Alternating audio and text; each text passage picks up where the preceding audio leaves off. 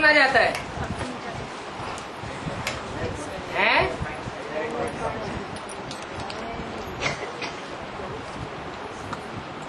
क्या बताया? नए नए पॉइंट निकलते हैं, माना विचार सागर मंथन हो रहा है।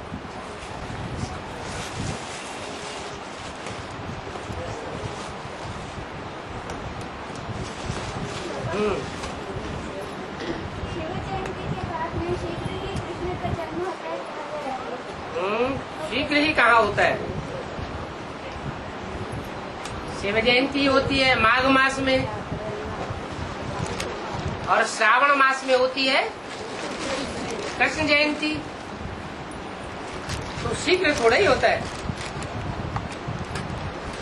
शिव जयंती है बाप की जयंती और कृष्ण जयंती है बच्चे की जयंती।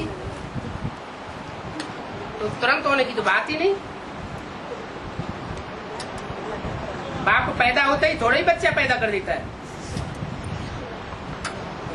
है?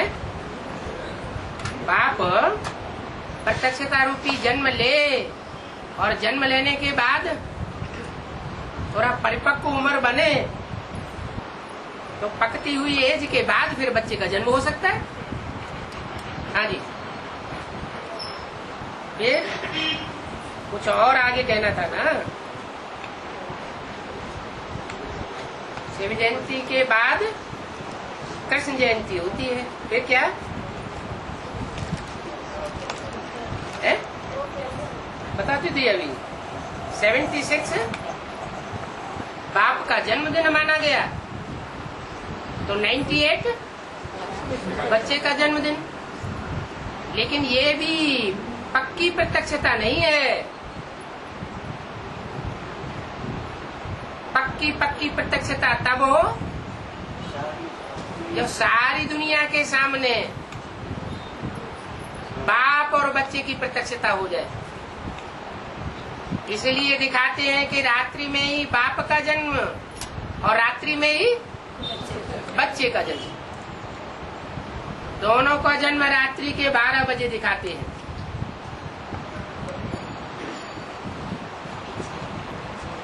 अभी माया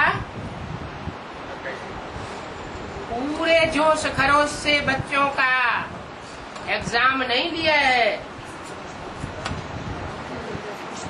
अभी फाइनल एग्जाम नहीं हुआ है। जब फाइनल एग्जाम होगा तो रिजल्ट आउट होगा।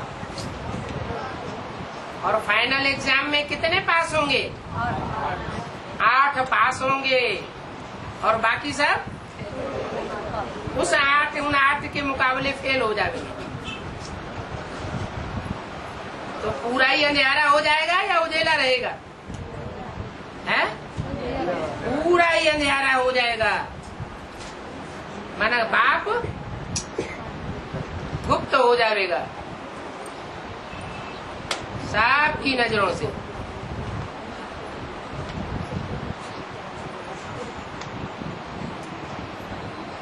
और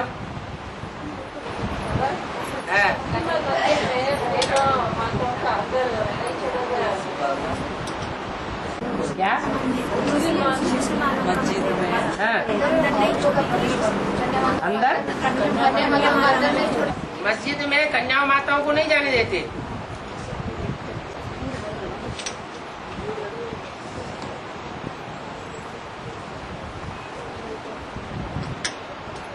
उन्होंने मस्जिद नाम क्यों धरा है?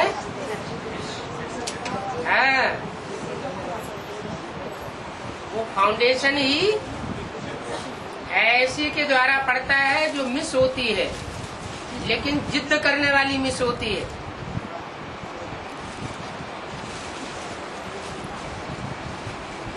वो कहती है कि मेरे सिवाय और यहाँ कोई नहीं प्रवेश करेगा। क्या ये स्थान सिर्फ मेरा है। मैं फीमेल हूँ या मेल हूँ? मिस जिद फीमेल है या मेल है? फीमेल है। तो फीमेल जहाँ है वो जिद करके बैठी हुई है कि मैं ही यहाँ की अधिकारिणी हूँ पूजा लेने की, मेरे अलावा और कोई पूजा यहाँ नहीं ले सकता। तो कोई औरतों को घुसने नहीं देती। बहुत चुस्त चालाक है।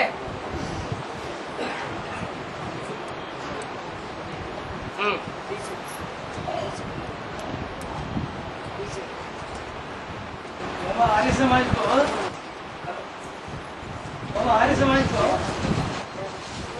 दाहिने तरफ दिखा है ना बाबा? है दाहिने तरफ दिखा है नहीं हो रहा। तो फिर भी वो पंचविकारों में एक विकार का जो मुख्य होता है तो उसको भी बाएं तरफ दिखाना पड़ता है। नहीं, बाईं ओर दिखाना चाहिए। हाँ। ये आर्य समाजी जो होते हैं वो किसी धर्म को नहीं मानते, सब धर्मों से उनकी आस्था उखड़ जाती है।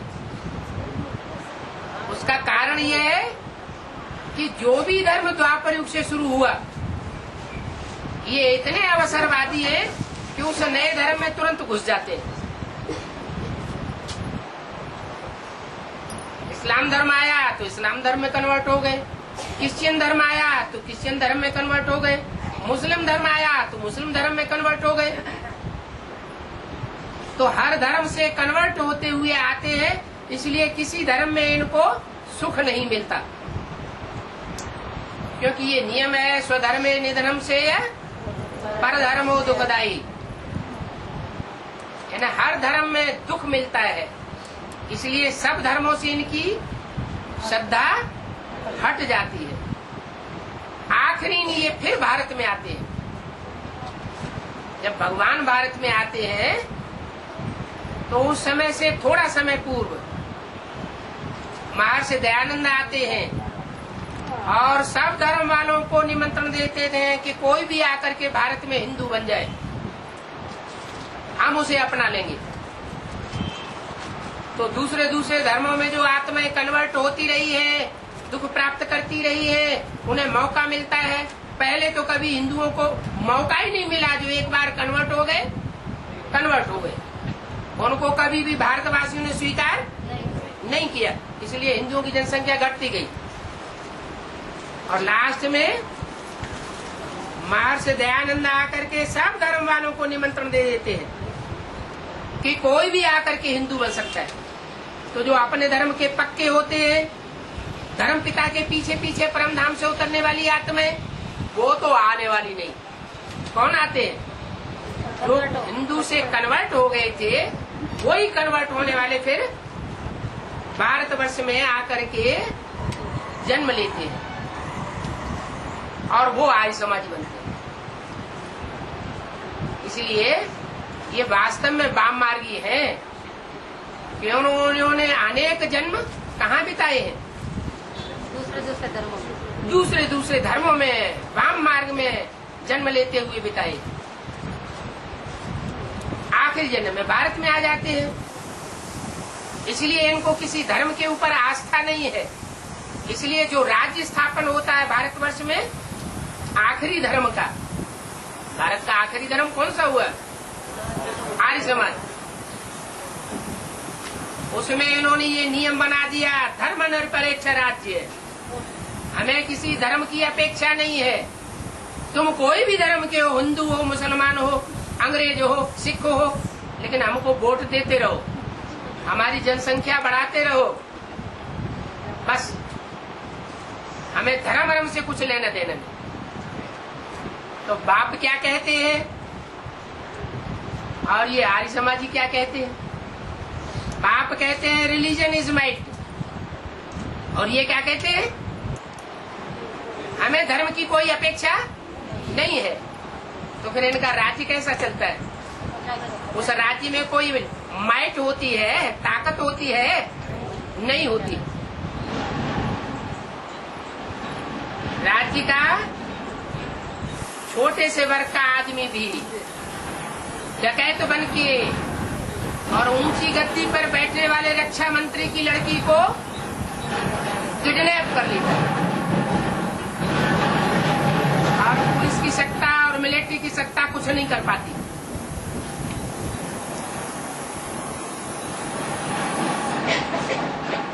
तो जब राजाओं का ये हाल होता है कि उस धर्म में कोई ताकत ही नहीं, तो प्रजावर्ग का क्या हाल होता होगा।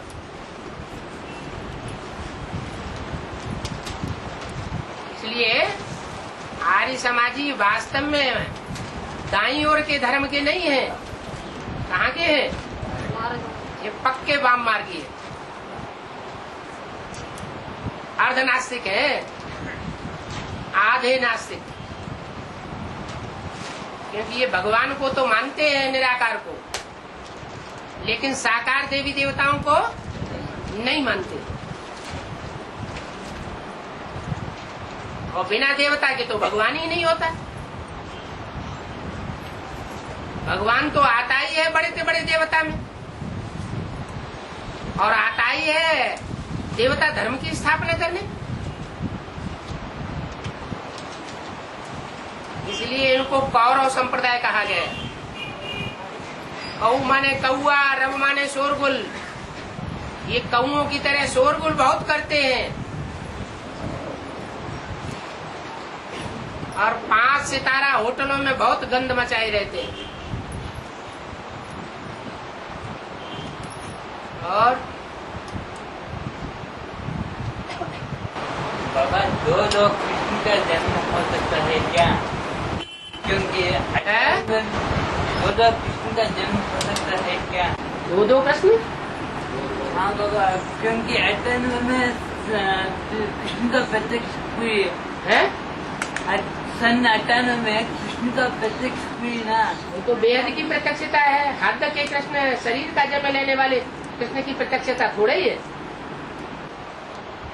वो तो बुद्धि रूपी पेट से जन्म लेने वाला है, या स्थूल पेट से जन्म लेने वाला कृष्ण है। वो कौन सा कृष्ण है? शास्त्रों में जिस कृष्ण का गायन है वो कृष्ण है, या शास्त्रों में जिसका गायन ही नहीं है, जो बाबा ने बताया कृष्ण सतयुग में होता है, पहले जन्म में पहला पत्ता, वो कृष्ण है। संगम युगी कृष्ण अलग, और सतयुग का फाउंडेशन डालने वाला पहला पत्ता रूपी कृष्ण अलग होता है। तो 2 कृष्ण तो होंगे ना। कृष्ण के साथ कंसी जरासंधी भी दिखाए हैं, मुरली में बोला है। तो मुरली की बात सत्य होगी या असत्य होगी? बाबा तो कहते हैं शास्त्रों में सब भूसा भरा पड़ा है। तो ये तो शास्त्रों की बात है कि कृष्ण के साथ कंसी जरासंधी है, तो शास्त्रों की बात है, लेकिन भगवान ने अपने मुख से बोली है, इसलिए जरूर इसमें कोई रहस्य समाया हुआ है। क्या रहस्य समाया हुआ है? कि जहाँ संगम की दुनिया में बेहद का कृष्ण होता है, और वहीं वहाँ पर कंसी और जरासंधी भी मौजूद होते हैं। और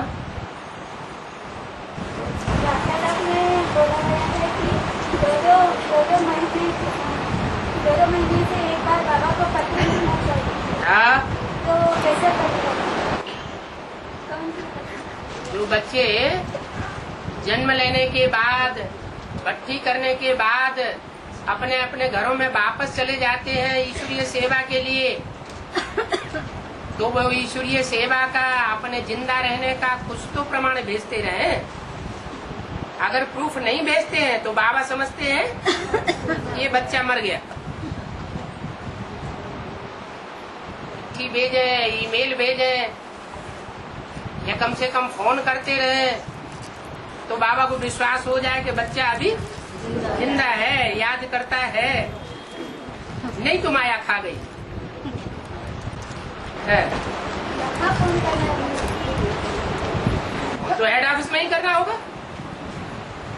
अरे प्रधानमंत्री कहाँ होगा? अपने हेड ऑफिस से कनेक्टेड होगा, और दुनिया में कहीं भी घूमता रहे, लेकिन हेड ऑफिस से कनेक्शन जुड़ेगा तो उसको संदेश तो मिलेगा ही। हाँ।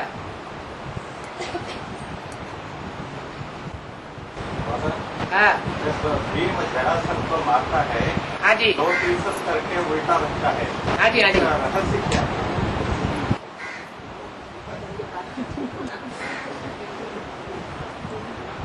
भीम माना भयंकर, और इतना भयंकर है कि वो 100 कौरवों को अकेला मारता है। महाभारत के प्रसिद्ध है 100 कौरव और 100 कीचक। कीचक मुरली में बताया है गंदे डर्टी ब्रूट्स, जिन्हें दुनिया में जार कर्म करने के लिए और कोई मिलता ही नहीं। ईश्वरीय सेवा में लगी रहने वाली कन्याएं ही मिलती हैं, उनके पीछे पड़ते हैं जो ईश्वरीय सेवा के लिए है निमित्त। ऐसे गंदे डर्टी ब्रूट्स। तो जो भीम है इतना भयंकर रूप धारण करता है कि अकेले ही 100 कीचकों का वध करता है, अकेले ही 100 कौरवों का वध करता है। उनमें एक है जरासिंधी। जरा माने पुराने और सिंधी माने सिंधी। ब्राह्मणों की दुनिया में ये जरासिंधी किधर है? उनका गढ़ कहाँ है? उनका गढ़ है, उनको 2 हिस्सों में डिवाइड कर देता है, आपस में ही झगड़ पड़ते हैं। तो उसको दिखा दिया, टांगे फाड़ के रख दी।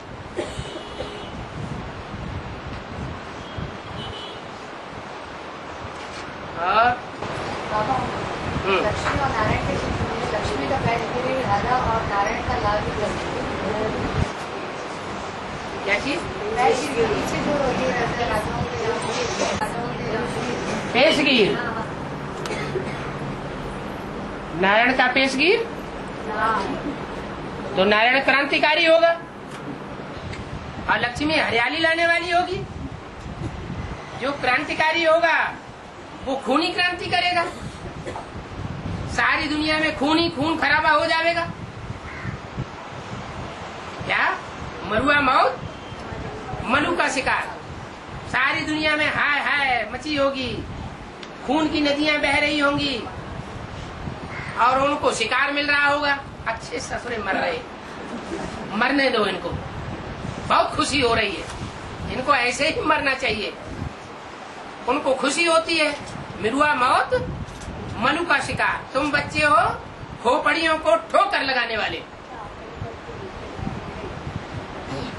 तो उनको मिलता है लाल पेशगीर, खूनी क्रांति करने वाला।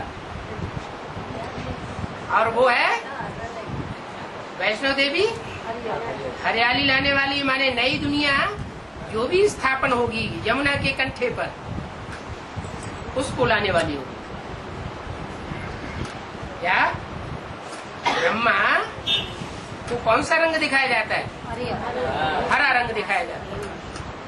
कहते हैं सावन के अंधे को, जो सावन में अंधा होता है, सावन के महीने में चारों तरफ हरियाली होती है, और उस महीने में कोई अंधा हो जाए तो कहते हैं ये कहावत कि सावन के महीने में सावन के अंधे को सारी जिंदगी हरा ही हरा दिखाई पड़ता है।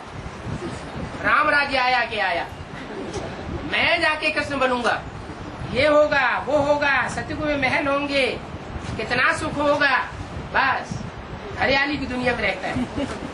तो अंत मते सो गति क्या होगी? ब्रह्मा जिस सेकंड ब्रह्मा से विष्णु बनेगा तो हरियाली में जाएगा या खूनी नाहक खेल में जाएगा? हरियाली में जाके जन्म लेता है। नरक के बीच स्वर्ग का वर्षा देता हूँ, तो नरक में क्या होगा? खून खराबा हो रहा होगा, और उस खून खराबे के बीच में स्वर्ग का वर्षा, हरियाली की दुनिया में वो कृष्ण जन्म लेगा। यहाँ भी क्या किया उस बच्चे ने? जब तक जीवन में रहकर पुरुषार्थ किया, चैन की बंसी बजा के पुरुषार्थ किया, या जीवन में कोई भागदौड़ परेशानी थी? चैन की बंसी बजाई। तो अंतर नहीं होना चाहिए। मैं नहीं पूछ रही हूँ, ये पूछ रही है। अच्छा अच्छा। बाबा, हाँ आदमी जब सुख में रहता है, है? आदमी जब सुख में रहता है हाँ भगवान को नहीं याद करता, बराबर। और आदमी दुख में रहता है भगवान को याद करता है? है। ऐसा क्यों? ऐसा क्यों? जब दुख होता है तभी तो याद करेगा। जो सुखी है तो भगवान की क्या दरकार?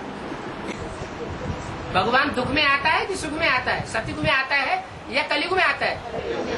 सतयुग में तो आता ही नहीं, तुम बुलाते रहो, आएगा ही नहीं ना, तुम बुलाओगे। है बाबा, ये सीडी में बोला है हाँ तो एडवांस पार्टियों की वजह से तो दिल्ली में जो बड़ा प्रोग्राम किया था, मेगा प्रोग्राम हाँ बीकेएस में, हाँ वो एडवांस पार्टी भी सेवा करने के लिए परमिशन ले लिया, इसलिए वो रुका गया। हाँ। तो इसलिए ऐसे करने से वो भी बाबा भगवान का संदेश देता है ना। कौन? बीके वाले मेगा प्रोग्राम करने वाले? हाँ। अच्छा, वो संदेश मजबूरी में दे रहे हैं या? पूरा प्रश्न सुनिए। हाँ इसलिए वो भी हमको पाप लगता है ना, वो ठीक नहीं है ना, ये माता जी का। अच्छा, आप नहीं कहते हैं। जो भी मेगा प्रोग्राम हो रहे हैं या जो भी सर्विस हो रही है बीकेएस में, वो मजबूरी से हो रही है या अंदर की इच्छा से हो रही है? तो जो मजबूरी से काम होता है उसका रिजल्ट क्या होगा? मजबूरी से काम होगा तो अपनी धन संपत्ति तो लगाई नहीं जाएगी कि अपनी बैंक में से बैलेंस निकाला और सेवा की। क्या किया जाएगा? दूसरों से संपत्ति खींच खींच करके सेवा में लगाया जाएगा। तो जब खींच खींच करके सेवा में लगाया जाएगा तो उसका रिजल्ट क्या होगा? वो सेवा तमो प्रधान हुई या सतो प्रधान हुई? तमो प्रधान सेवा से जो भी सेवा होगी, चलो संदेश मिलने की सेवा हुई, वो सतयुग में फलीभूत होगी, त्रेता में फलीभूत होगी, द्वापर में फलीभूत होगी या कलयुग में जाके फलीभूत होगी? है? कलयुग में जाके फलीभूत होगी। तो वो सेवा करना अच्छा है।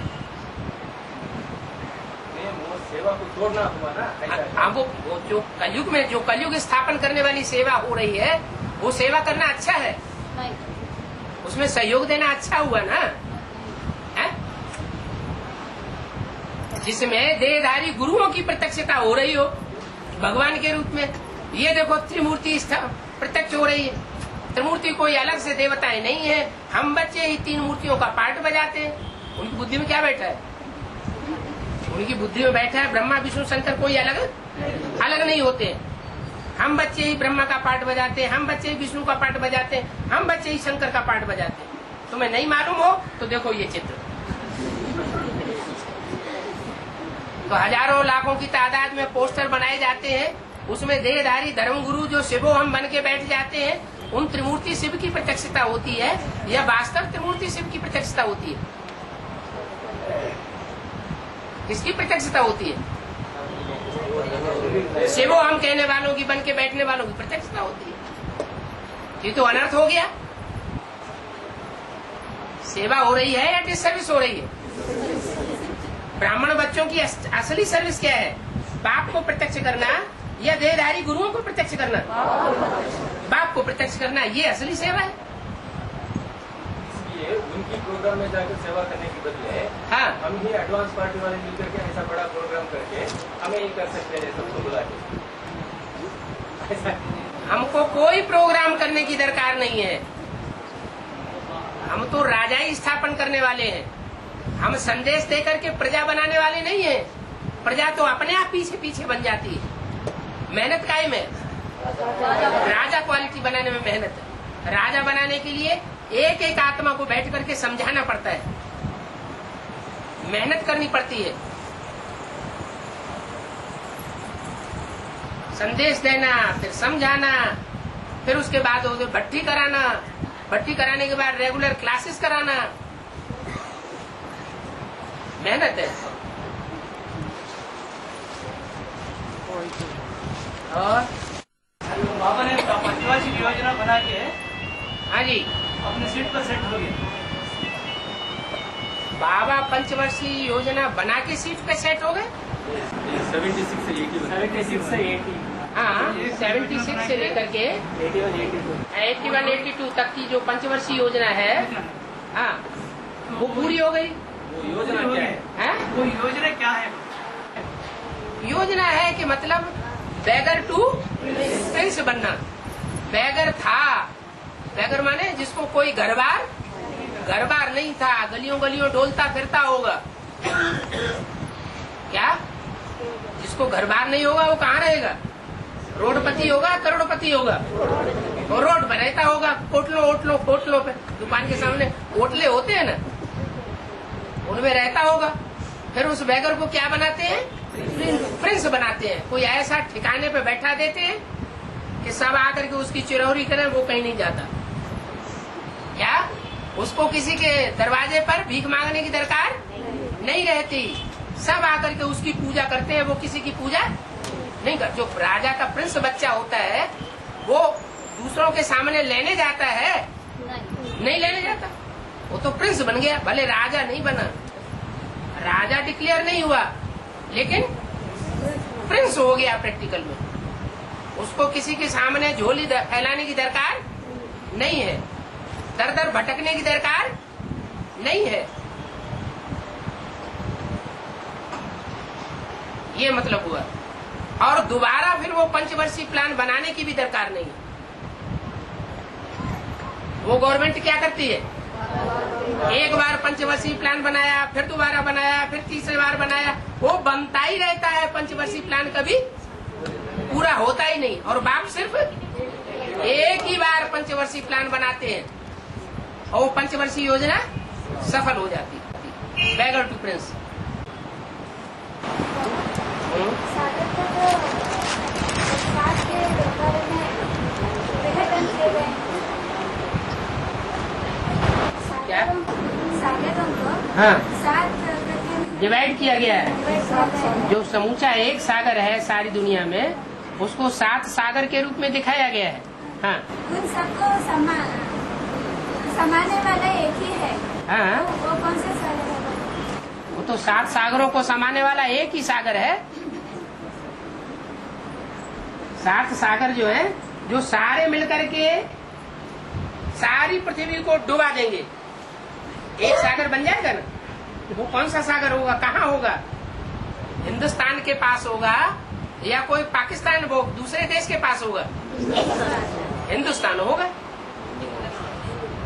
तो हिंद महासागर के पास आकर के सब सारे ही सागर इकट्ठे हो जाएंगे। इसलिए वो एक ही सागर है, 7 सागर नहीं है।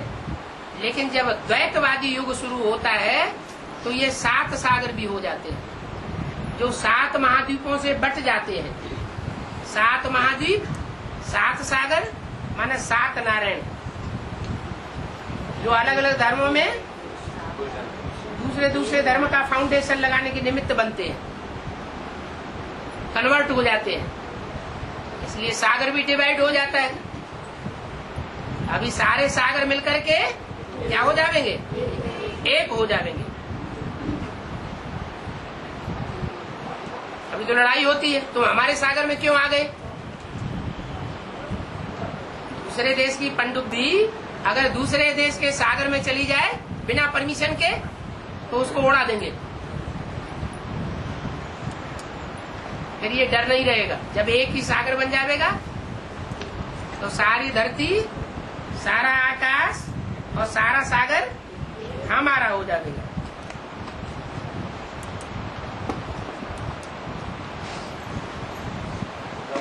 उसे कहते हैं अद्वैतवाद।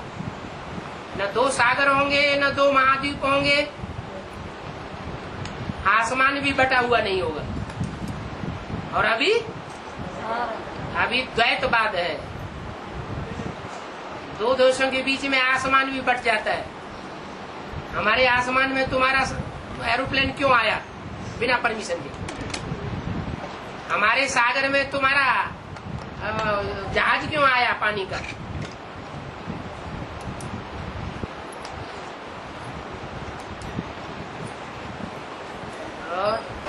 बाबा एक कैसेट में बाबा ने कहा है कि 550 करोड़ जितनी भी मनुष्य आत्माएं सबको बाप के सामने नतमस्तक होना है ना, सबको बाप के सामने बुद्धि झुकाना है। और दूसरी तरफ बाबा ने मुरली में कहा है, कैसेट में कहा है कि बाप के ऊपर जब कलंक लगेगा तो बाप का बुझाव भी नहीं रहेगा।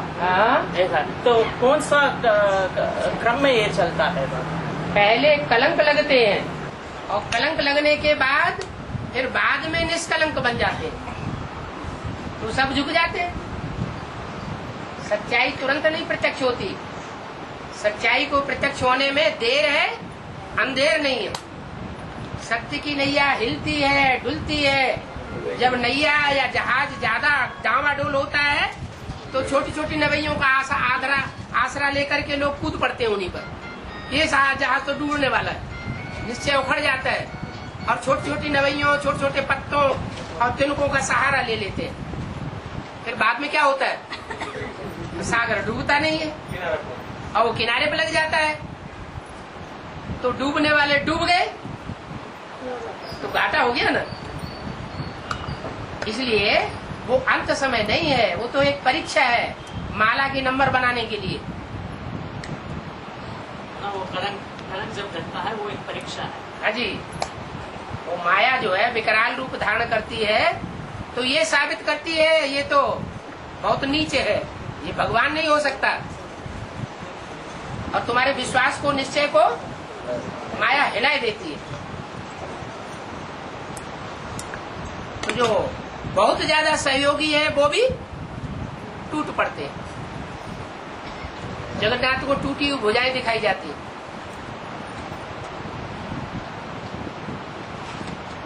ये कैसेट में कहा है, हम जब बेसिक ज्ञान लिया तो जो परमात्मा के बारे में जानते थे क्या? नहीं है। जब ये पैसा एडवांस लिया तो एडवांस ज्ञान के बारे में भी नहीं जानते।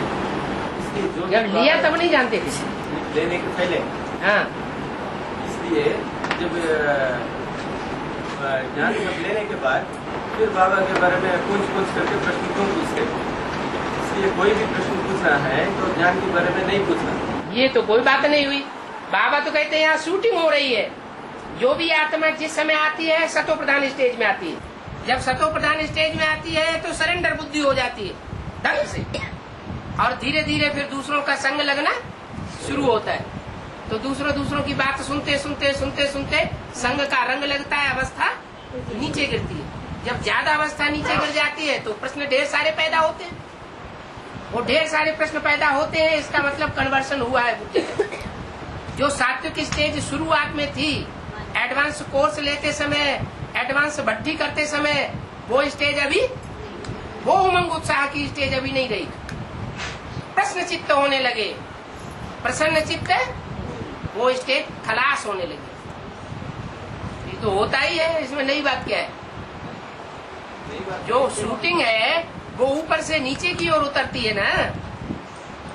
फिर आगे जो विष्णु से ब्रह्मा बनने में कितना टाइम लगता है? 5000 साल लगते हैं। तो चारों युगों की शूटिंग तो होगी ना गिरती कला की। चढ़ती कला 1 सेकंड में, तेरे बाने सर्व का भला। नहीं बाबा, आगे पॉइंट है। हाँ। इसलिए ज्ञान के बारे में नहीं पूछना है, अपनी ज्ञान को अपनाने के लिए, जीवन में धारण करने के लिए जो भी कठिनाई आती है या कंफ्यूज आते हैं वो बाबा से पूछ सकते हैं। नहीं, जो भी प्रश्न क्रिएट होते हैं अंदर दूसरों के संग के रंग से ही, उन प्रश्नों का समाधान कर देना ज्यादा अच्छा है। उससे अपना भी कल्याण होगा और इस तरह के दूसरों के अंदर अगर प्रश्न पैदा हो रहे हैं, क्योंकि हम तो प्रभावित हुए, लेकिन हमारे जैसी प्रभावित होने वाली प्रजा और भी तो बने होंगे, तो उन सबका कल्याण हो जाएगा। नहीं तो वो सब उस प्रश्न को लेकर के डूबते हो, उछलते रहेंगे, तो अकल्याण बहुतों का होगा।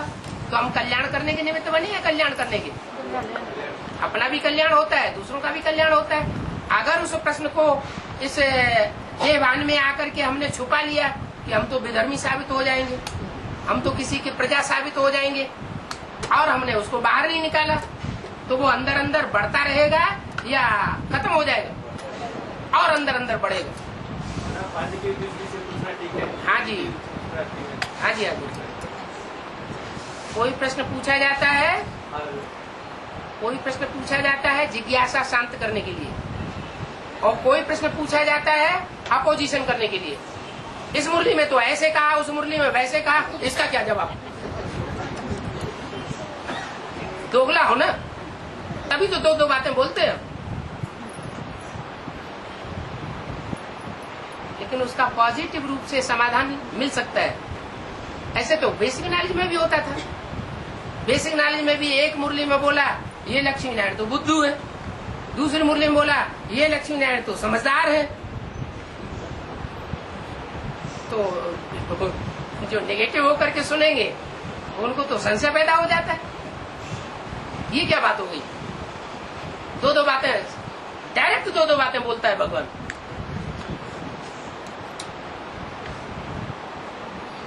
धैर्य उखड़ जाता है।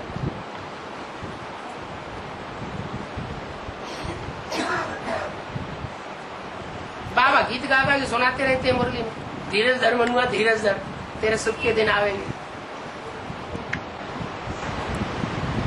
प्रश्न तो ज्ञान के है ना बाबा, ज्ञान के ही तो प्रश्न पूछते हैं। ज्ञान के प्रश्न तो पूछते हैं, लेकिन जो ज्ञान के प्रश्न पूछते हैं वो उनमें अज्ञानता का भी कहीं से वो भाषणा आ रही है ना, कि अंदर कहीं अज्ञानता है, उस ज्ञान का समाधान तो नहीं है ना, तभी तो पूछते हैं। बाबा कभी कभी समाधान होता है, फिर बाबा से और आगे तो मिल सकता है।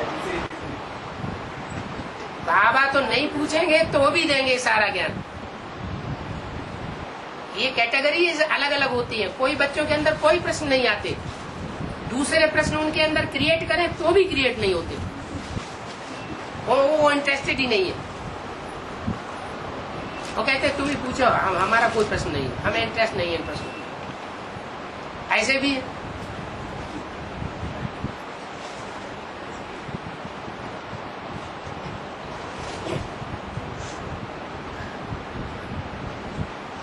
तिरसठ जन्मों का हिसाब किताब अभी संकल्पों के रूप में सामने आ रहा है। अगर संकल्प कहीं भी विरोधाभासी है तो 63 जन्मों में कहीं विरोध किया होगा तो रील में आ रहे हैं। वहां कहीं भी विरोध नहीं हुआ है 63 जन्मों में, तो यहाँ विरोध पैदा ही नहीं। कोई क्रिएट करना चाहे तो भी क्रिएट नहीं होगा। वो कहते हैं हमको ऐसी बातें मत सुनाओ, हमें कोई इंटरेस्ट नहीं, कोई काम दे करके सुनेगा। ऐसे है? हाँ बिल्कुल बात सही है, तुम्हारी बात बिल्कुल सही है, ऐसा ही है।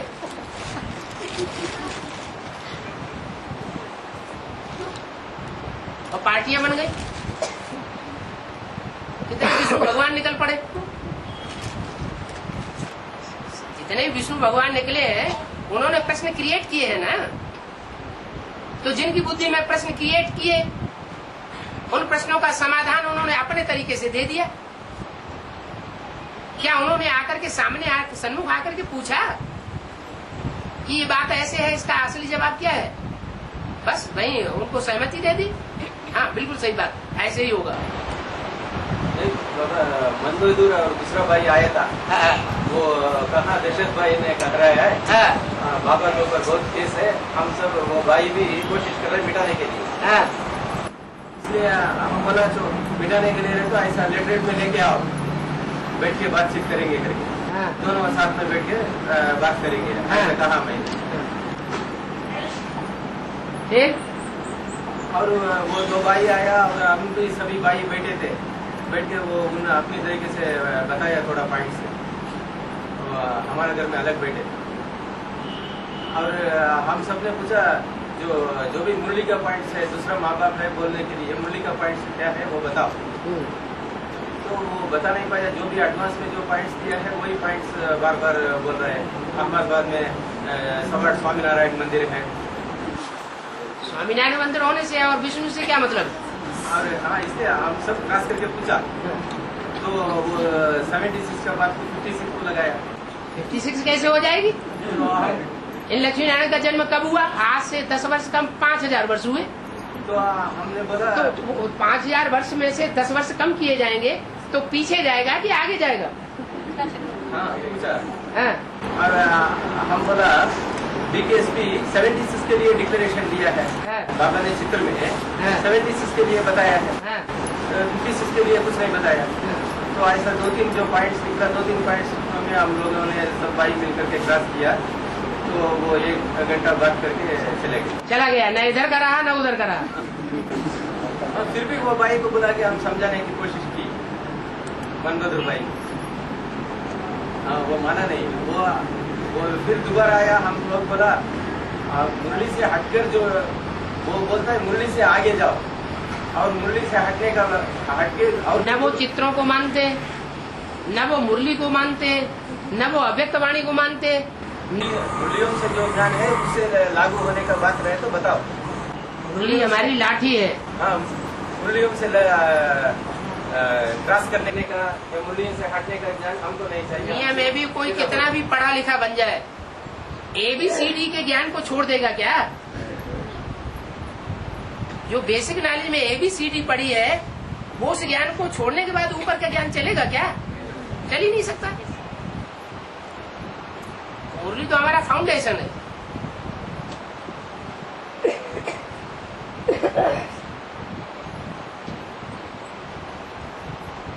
इसीलिए फिर झूठे साबित हो जाते हैं। जब निकली थी विष्णु पार्टी पहले तो कहते 6 महीने के अंदर माला बना के दिखाएंगे। फिर अभी 6 महीने की जगह कितने साल हो गए? 6 साल से भी ऊपर हो गए। और सीडी भी दिया था। हाँ जी। उसमें भी क्लास में वही समझाता था, ये एक आत्मा सबसे हाईएस्ट आत्मा है, फर्स्ट नंबर की आत्मा। उनसे आत्मा से और 8 निकलेंगे, 8 से 8.25 निकलेंगे। तो हम पूछा आत्मा भी क्रिएट होता है क्या? आत्मा तो अविनाशी है। ऐसा बोलने से आत्मा कैसा उत्पन्न होता है हम बताते हैं। ऐसा बोलते आत्मा उत्पन्न होता है, क्रिएट होता है। तो क्या बताया? नहीं पता। आप चुपचाप जैसा बेसिक कोर्स लिया, एडवांस कोर्स लिया, ऐसा हमारा भी 7 दिन का कोर्स पूरा ले लो। आकर के सुनिए, आइए, पैसे आपके पास में हो तो हम दिलवा देंगे। आने के भी जाने के भी, साथ में खाना भी बनवा देंगे। उनकी दलील ये है कि बाबा ने कहा हम तो अपने तन मन धन से अपने लिए विश्व की बादशाही स्थापन करते हैं, हमें किसी के पैसे की दरकार नहीं। तो ये तो सब दूसरों का पैसा है जिससे ये सारा काम चल रहा है। हमारा तो जो लक्ष्मी नारायण बनने वाले हैं वास्तव में वो तो हमारा अपना कमाया हुआ पैसा है, वकालत का।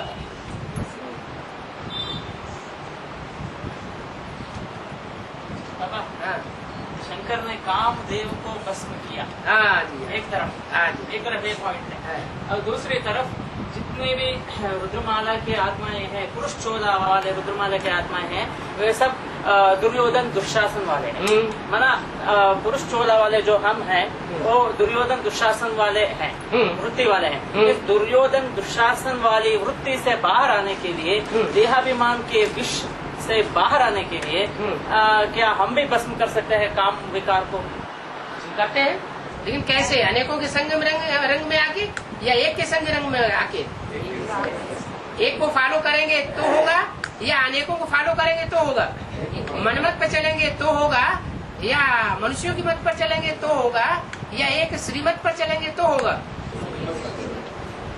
बाबा जब आते हैं तो भाइयों के अलग और बहनों के अलग समय देने से, पर्सनल बाबा से बात करने के लिए भाइयों के अलग समय, बहनों के अलग समय देने से अच्छा होगा। अलग समय देने से अच्छा होगा? हाँ, कभी भी बहनें ही मिलके रहता है, माता या कन्या, भाइयों को बैठने नहीं देते।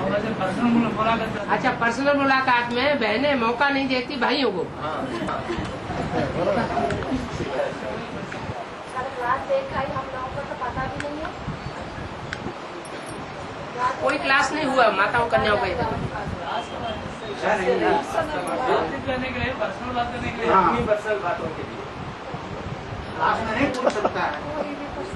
देखा गया है देखा गया भाइयों के मुकाबले माताएं पहले जल्दी आ जाती हैं और ज्यादा तादाद में इकट्ठी हो जाती, इसलिए वो प्रजातंत्र में उनका वोट ज्यादा हो जाता है इसलिए भाई ये बैठने से और भाइयों की संख्या कम रहती है। जब क्लास शुरू होता है तब आकर के भाई इकट्ठे होते हैं ऐन मौके पर। ऐसे तो पर्सनल कुछ है ही नहीं। यहाँ तो बाबा दा क्लास ऐसा खुला है जिसमें कोई भी प्रश्न कहाँ भी कैसे भी पूछा जा सकता है। पर्सनल होता है पोता मेल, और पोता मेल कहने की सुनाने की दरकार ही नहीं, तो लिख के दिया जाता है। बाबा के लिए तो नहीं हो सकता, अपनी अपनी आत्मा के लिए तो अलग, अपना हर एक आत्मा में दुनिया है।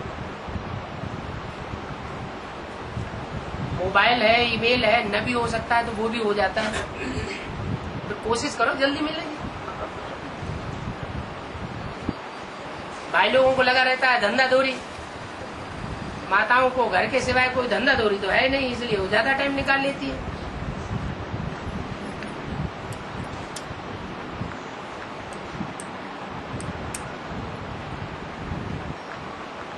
और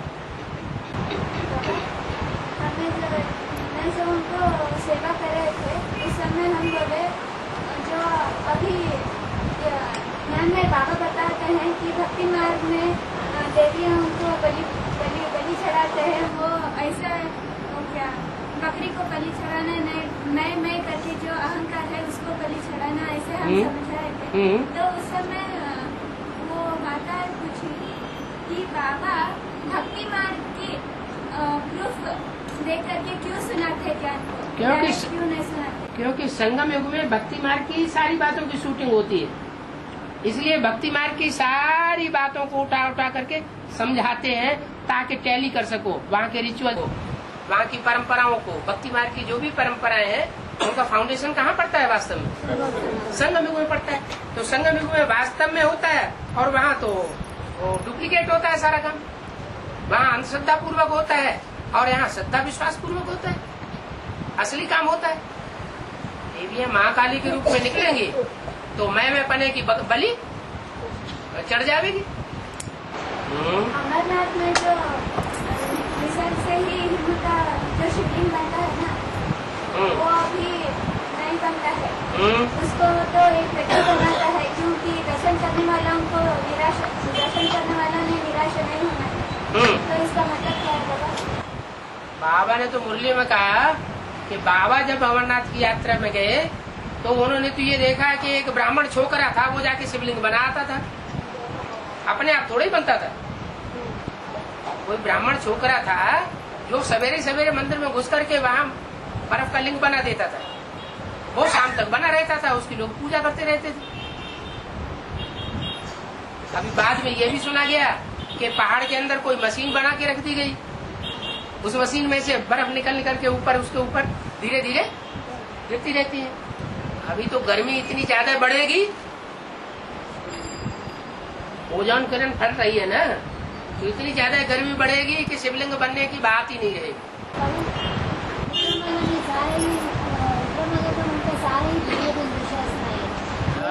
लेकिन विजय माला से निकलता है। ये किसने कहा? पूतना विजय माला से निकलती है। ये कौन सी मुरली में कहा? वो है ही पवित्र है ना, तो वहाँ तो निकलने की बात ही नहीं। रुद्रमाला से रुद्रमाला के अंदर ही कोई ऐसी सूपनखाएं पूतनाएं हैं जो राक्षसी रूप धारण करती है और ग्लानि करती है भगवान की। लेकिन ये भी पता है और शरीर चोरी होते हुए भी रुद्रमाला का मतलब पूर्ण संस्कार है। हाँ तो क्या हुआ? लेकिन शुक्र का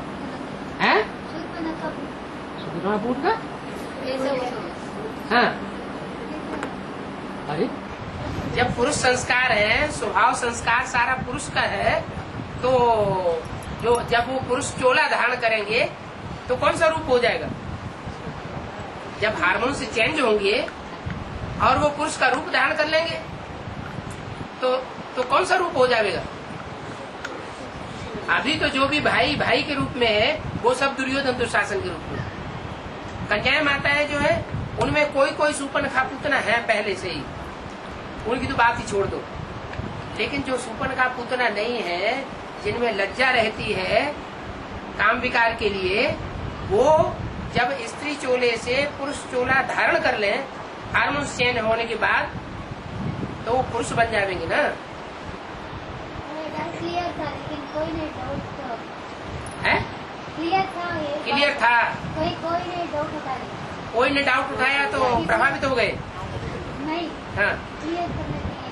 क्लियर करने के लिए। हाँ जी। our advanced party, improvement, planning party, smoking party और practical party। हाँ जी। तो कैसे ये एक तो तो- सारे पुरुष है, फिर 3 ग्रुप कैसे है? हाँ, पार्टी में पुरुष ही पुरुष है, स्त्रियां कोई नहीं है। रुद्रमाला है ना, जो एडवांस पार्टी है उस एडवांस पार्टी में सब पुरुष ही पुरुष है, स्त्रियां कोई नहीं है। है? रुद्रमाला हाँ, 3 ग्रुप हैं और तीनों ग्रुपों में, तीनों ग्रुप्स में स्त्री चोले वाले भी हैं, पुरुष चोले वाले भी हैं। सारी एडवांस पार्टी में स्त्री पुरुष साथ साथ है। और इंस्पिरेटिंग पार्टी में इंस्पिरेटिंग पार्टी माने जो प्रवेश करके पार्ट बजा रही है आत्मा। वो प्रवेश करने वालों में कोई स्त्री चोले वाले हैं सूक्ष्म शरीर से, कोई पुरुष चोले वाले हैं सूक्ष्म शरीर से। वो इंस्पिरेट करते हैं बुद्धि को घुमाए देते हैं। कोई में दूसरे धर्म की आत्मा प्रवेश करती है तो बुद्धि को घुमाए देती है। पहले वो बड़ी महिमा करते हैं, भगवान आया हुआ है, भगवान आया हुआ है। फिर वो आत्मा प्रवेश करती है, बुद्धि घुमा देती है। अनंतर ऐसे ही चले गए थे वहाँ देखने के लिए कि वहाँ क्या होता है। कोई नहीं, भगवान आया हुआ है, शैतान है। तो किसने बुद्धि घुमाई दी? जो प्रवेश करने वाली आत्मा है उसने बुद्धि घुमाई दी। उसके संस्कार ऐसे हैं, वो ज्ञान को नहीं समझ सकती गहराई से। इंस्पिरेटिंग पार्टी, उसमें भी स्त्री चोले और पुरुष चोले हैं। प्लानिंग पार्टी, जो उस समय मनन चिंतन मंथन कर रहे हैं साकार शरीर से, जिन साकार शरीरों में वो आत्मा प्रवेश करके उनकी बुद्धि को घुमाती भी है, लेकिन थोड़े समय तक घुमाएंगी। आखिरी इन प्रवेश करने वालों को हार खानी पड़ेगी। और तीसरी पार्टी है प्रैक्टिकल पार्टी। प्रैक्टिकल पार्टी वो अभी निकली नहीं है, लेकिन प्योरिटी की धारणा में प्रैक्टिकल है। दिव्य गुणों की धारणा में प्रैक्टिकल पार्ट अभी भी बजा रही है। ज्ञान नहीं है। ज्ञान मिल जाएगा तो सोने में सुहागा हो जाएगा, प्रत्यक्षता हो जाएगी। तीनों ही पार्टियों में स्त्री और पुरुष हैं। अभी होता है ना, जब आप दुखी हो जाते हैं तब सारा ही अंधेरा में आ जाता है। लेकिन अष्टदेव जो है बाप के साथ रहेंगे। नंबर 1 हैं? अष्टदेव बाप के साथ रहेंगे तो पास भी था ना, अष्टदेव हैं, उनके नंबर नहीं बनेंगे। बनेंगे नंबर जब 1 उनके भी नंबर बनेंगे तो थोड़ा टाइम के लिए उनको भी अनिश्चय आना जरूरी है या नहीं है? है? नहीं तो नंबर कैसे बनेंगे? कैसे पता चलेगा ये अव्वल नंबर है, ये द्वितीय नंबर है, ये तीसरा नंबर? वाणी में तो बोला हुआ है 1 सेकंड की भी देरी की तो मणका नीचे उतर जाएगा। 2 सेकंड की देरी हुई तो मणका और नीचे उतरेगा। जितना नीचे गिरेंगे उतना बाबा से दूर हो जाएंगे। तुरंत फैसला करना पड़े क्या राइट है क्या रंग।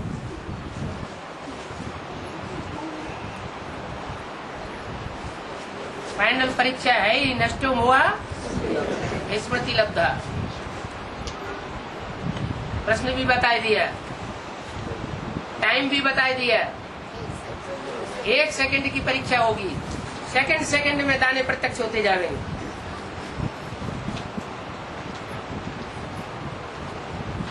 कोई तो फैसला करने में वर्षों लगाए देते हैं। आज के हजामती जज है, सारी जिंदगी मुकदमा चलाते रहते हैं, फैसला कर ही नहीं पाते। मुकदमा पेश करने वाला मर जाता है, फैसला नहीं हो पाता। कहेंगे कि निर्णय शक्ति की कमी है, माने आत्मा कमजोर है। यहाँ भी बाबा बताते हैं जो पावरफुल बच्चे होंगे उनकी परख शक्ति और निर्णय शक्ति बहुत तीखी होगी। परख शक्ति और निर्णय शक्ति के आधार पर ही नंबर बनेंगे।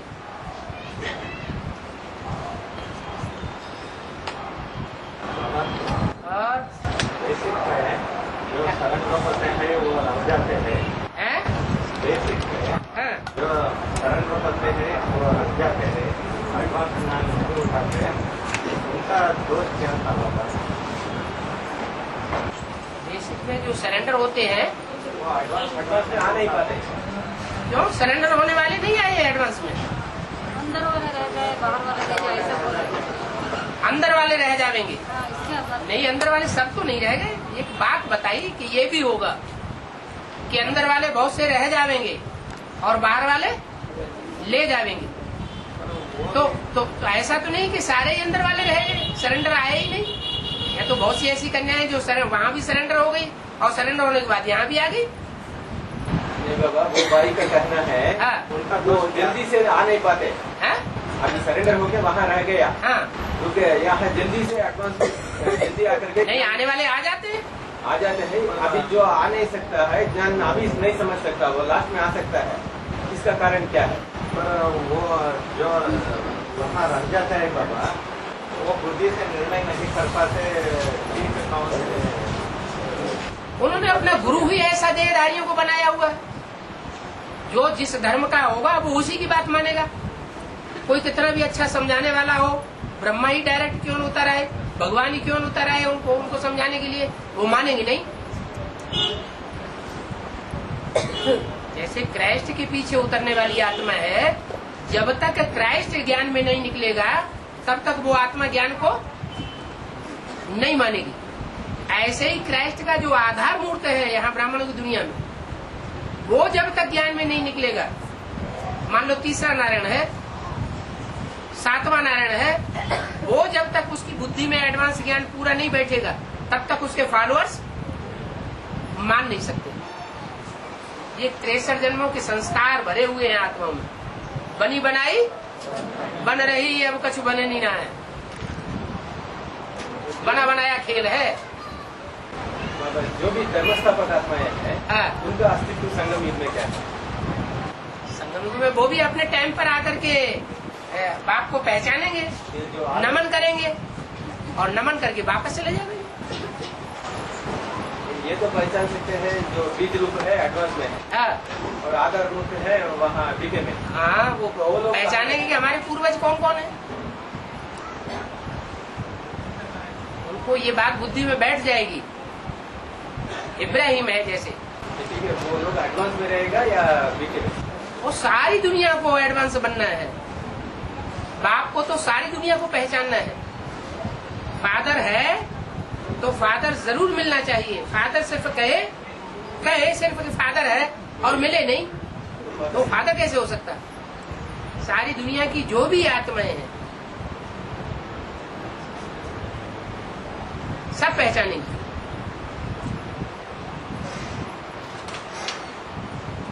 एडम को कौन सा धर्म वाला नहीं मानता? आदम और एडम को कौन से धर्म वाले नहीं मानते? सभी धर्म वाले नहीं मानते। नास्तिकों को भी मानना पड़ेगा अंत में, क्योंकि नास्तिक कोई शुरुआत में नास्तिक थोड़े ही होते हैं जब क्रिश्चियन धर्म निकलता है। क्योंकि वो पूरी तरीके से नहीं मानता। नहीं, जो क्रिश्चियन धर्म के 2 छेड़े बने हैं वो बाद में बने हैं या पहले से ही है? बाद में बने। पहले तो सारे क्रिश्चियन आस्तिक ही थे, क्राइस्ट को गिरजाघर को मानने वाले थे। हाँ।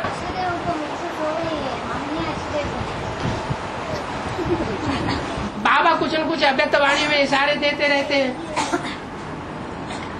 ब्रह्मा बाबा की जो अव्यक्त वाणी है वो अव्यक्त वाणी देवता की वाणी है या कोई फरिश्तों की वाणी है या धर्मपिताओं की वाणी है या कोई भगवान की वाणी है? देवता की वाणी है ना, तो वो देवताओं को सपोर्ट करेगी कि नहीं करेगी?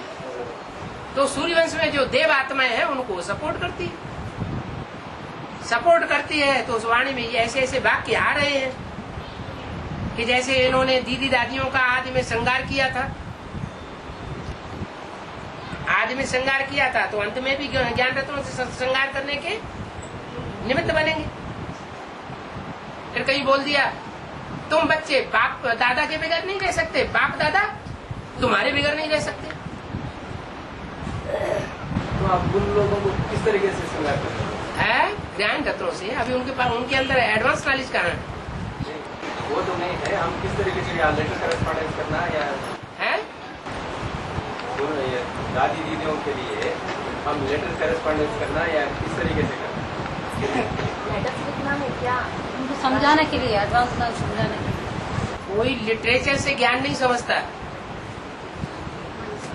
लेटर लिखना, ईमेल देना, कैसेट भेज देना, वीसीडी भेज देना, ये सारा लिटरेचर है। किसी को सिर्फ लिटरेचर देंगे और सन्मुख बैठ करके नहीं सुनावेंगे तो वो उसे फेंक देगा। लिटरेचर से कभी ज्ञान नहीं सुनाया जाता ईश्वरीय, तो भक्ति मार्ग में चलता है लिटरेचर। ज्ञान मार्ग में तो सन्मुख बैठ करके सुनाना पड़ता है, तब बुद्धि में पूरा बैठता है।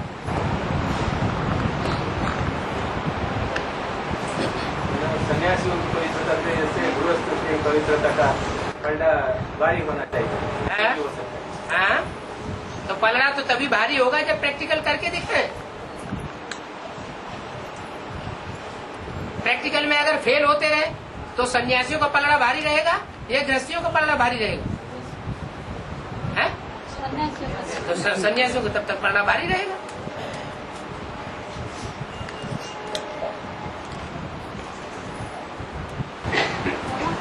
जितना माया में ममता नीचे गिरेंगे उतना बाबा से दूर हो जाएंगे।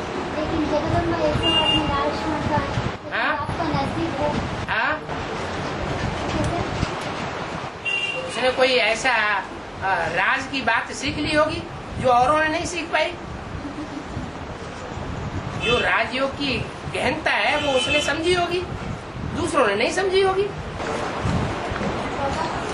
बाबा ने कहा है कि तीन धर्मों को एक समय पर ही स्थापित किया जाता है। वो कैसे? ब्राह्मण, देवता और क्षत्रिय। ब्राह्मण जब पक्के बनते हैं तो उन्हें ब्राह्मण कहा जाता है। जो पक्के पक्के ब्राह्मण होते हैं उनको एक तरफ किया जाता है नई दुनिया में तो वो देवता कहे जाते हैं, और जो रह जाते हैं वो सब क्षत्रिय। 3 धर्म स्थापन हो गए। ब्राह्मण धर्म की राजा ही नहीं होती। या ब्राह्मणों को सेवादारी बन करके रहना है, यहाँ किसी के ऊपर कंट्रोल नहीं चलाना है।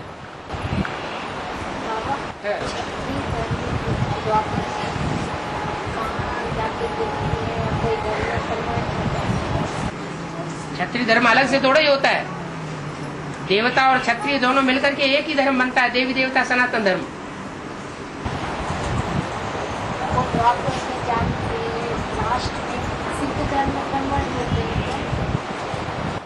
सब क्षत्रिय नहीं कन्वर्ट होते। जो हट्टे कट्टे होते हैं लेकिन दिमाग से थोड़े कमजोर होते हैं, माने ज्ञान को पूरी गहराई से नहीं उठाया होता है जिन क्षत्रियों ने, वो जाकर के सिख बन जाते हैं।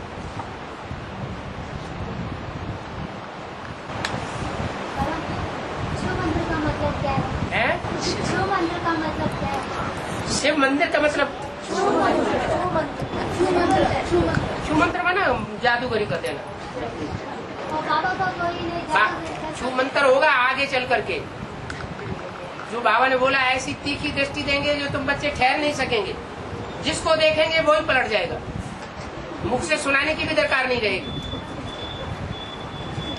जैसे नेहरू जी के सामने कोई आते थे तो कोई कितना भी विरोध करने वाले हो पीछे से, लेकिन जब सामने आते थे तो चेंज हो जाते थे। ये कौन सी शक्ति है? ये ऊपर से आने वाली नई आत्मा की विशेष शक्ति है, आत्मा का फोर्स है। लेकिन बाबा को कोई भी मंत्र कर सकते हैं क्या? अगर करके देखो। अगर हो तो सारा ये करके पीछे रखते थे। बाबा के ऊपर करके देखो। ब्रह्मा कुमारियां तो करवा के देख रही है। बाबा के ऊपर भी करवा रही है, बाबा के बच्चे के ऊपर भी करवा रही है तांत्रिक मंत्रिक।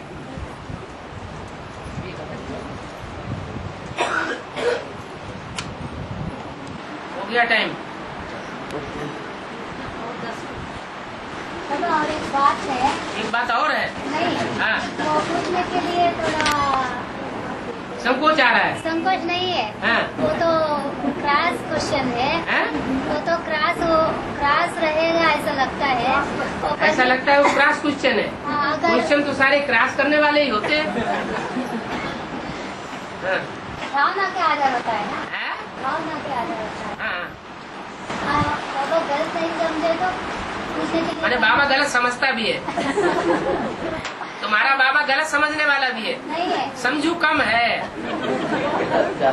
बाबा के मुकाबले तुम्हारी अकल ज्यादा तीखी है ना। चलो। हाँ। सच है। है? अरे इतनी देर से और क्या चल रहा है? हाँ। बाबा हाँ। बच्चों से परीक्षा लेने के लिए हाँ। बाबा कभी न कभी उल्टा राय देते हैं क्या? बाबा उल्टा राय देते हैं? परीक्षा लेने के लिए नहीं, बाबा उल्टा राय क्यों देंगे? है? किसी की जिंदगी से खिलवाड़ करनी है क्या? बाबा ऐसा रहेगा तो दो है? हो है? जाएगा। हाँ जी। कहीं एक बात आया। तो इसका मतलब कोई बात है जो बाबा ने उल्टी राय दी है किसी को? तुम्हारी बुद्धि में है जरूर कोई बात। नहीं बाबा, क्लियर करो। नहीं कोई ऐसा एक बात आया। एक बात आया वो निकाल के बाहर करो। परीक्षा लेने के लिए बाबा उल्टा राय देंगे। ये किसने कहा? ये मुरली में कहा, अव्यक्त वाणी में कहा, कहीं क्लैरिफिकेशन में कहा, कहाँ कहा गया है? या किसी मनुष्य ने या तुम्हारी मनमत ने कहा? पता नहीं। मैंने कोई की भी बात अंदर धारण कर लेते हैं। हाँ। दक्षिण भारत में मुरुडेश्वर के तीर्थ क्षेत्र है। मुर्गेश्वर। यही रहा मेरा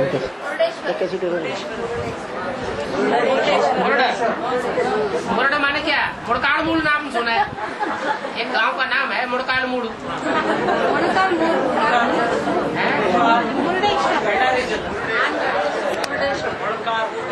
मुरडे माने क्या? हाँ, नाम है। नाम का कोई काम के आधार पर नाम पड़ता है ना, उस नाम का कोई अर्थ होगा ना।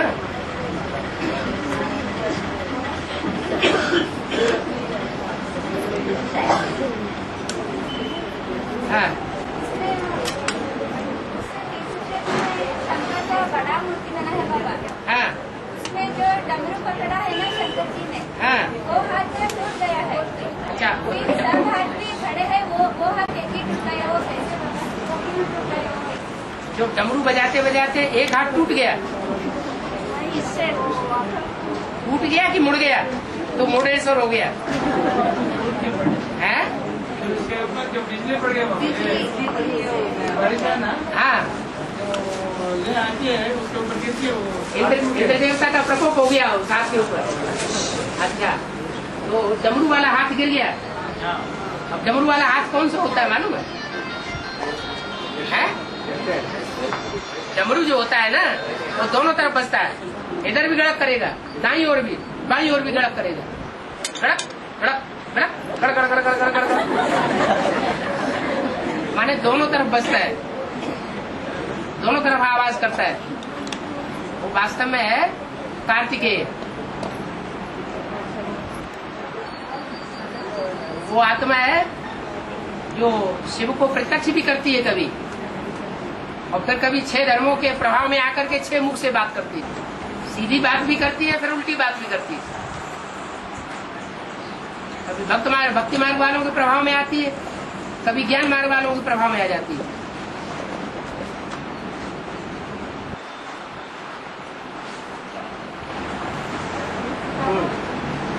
धर्म के जो मुखिया को पोप कहे जाता है ना, हाँ जी, वो पोप का अर्थ क्या है? जो पोप लीला करते हैं। सो पोप लीला जानते हैं? जो ढोल होता है ना, तो उसमें पोल भरा हुआ होता है, अंदर कुछ नहीं होता, खाली है।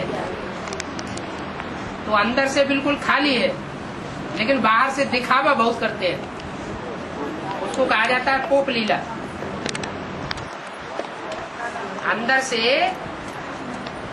प्रूफ सहित ज्ञान की कोई बातें नहीं है, सब अज्ञानता भरी हुई है, अंधश्रद्धा भरी हुई है, अंधश्रद्धा की बातें सुनाते हैं। सारा अज्ञान ही अज्ञान भरा हुआ है, और उनसे भी ज्यादा अज्ञान उसमें कुरान में भरा हुआ है। ज्ञान की कोई बातें नहीं, आर्डर ही आर्डर, आर्डर ही आर्डर, जैसे कोई मिलिट्री गवर्नमेंट होती है। ज्ञान का जो सार है वो बिल्कुल नहीं होता उन बातों, उनको कहते हैं पोप। उन्हीं की पता को वो विकेज अपनाते हैं। बाहर से सफेद लकालक साड़ियां पहने हुए हैं, सफेद फटाफट मकान बने हुए हैं। अभी अंदर से पोल पट्टी क्या है वो सारी निकलने वाली, क्योंकि वो है किसके फॉलोअर? कृष्ण के। कृष्ण और क्राइस्ट की राशि मिलाई जाती है। इसलिए क्राइस्ट के जो डायनेस्टी में जो भी आने वाले पोप हैं, वो क्या पोप लीला कर रहे हैं, उनकी जिंदगी के पीछे पड़ा जाए तो सब क्लियर हो जाएगा। वो पवित्रता को स्थापन कर रहे हैं कि वैश्यालय बना रहे हैं, वो बाद में पता चलेगा।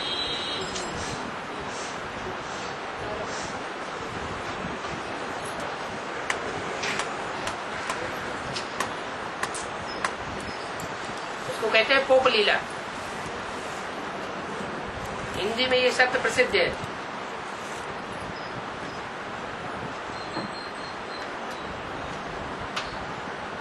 हेड भी तो पोप होता है, उनका हेड भी पोप होता है। हाँ, उनका हेड जो होता है वो पोप होता है।